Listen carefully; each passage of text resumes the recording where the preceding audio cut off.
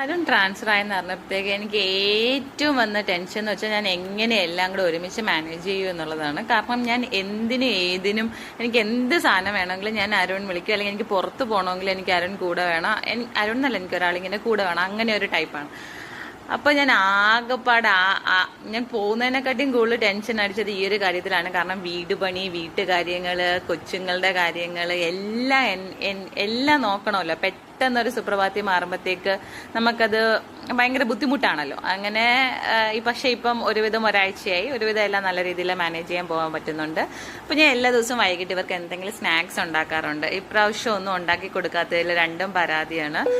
എനിക്ക് പറ്റുന്നില്ല, കാരണം വീട് പണിയുടെ തിരക്ക് അതിൻ്റെയൊക്കെ. പക്ഷെ ഇപ്രാവശ്യം പരാതി അങ്ങ് തീർക്കാന്ന് വെച്ച് രണ്ടിനും ഇഷ്ടമുള്ള ബ്രെഡ് ഓംലെറ്റ് ഉണ്ടാക്കി കൊടുക്കാന്ന് വെച്ചു. അങ്ങനെ ഉണ്ടാക്കി കൊടുത്തതിൻ്റെ ആ ഒരു സന്തോഷമാണ് കാണിക്കുന്നത്. കുട്ടിക്ക് എന്ത് സന്തോഷം വന്നാലും അവൾ ഉമ്മ വെച്ചാണ് എക്സ്പ്രസ് ചെയ്യുന്നത്. പക്ഷെ അല്ലൂന് ഉമ്മ വെക്കുന്നത് തീരെ ഇഷ്ടമല്ല.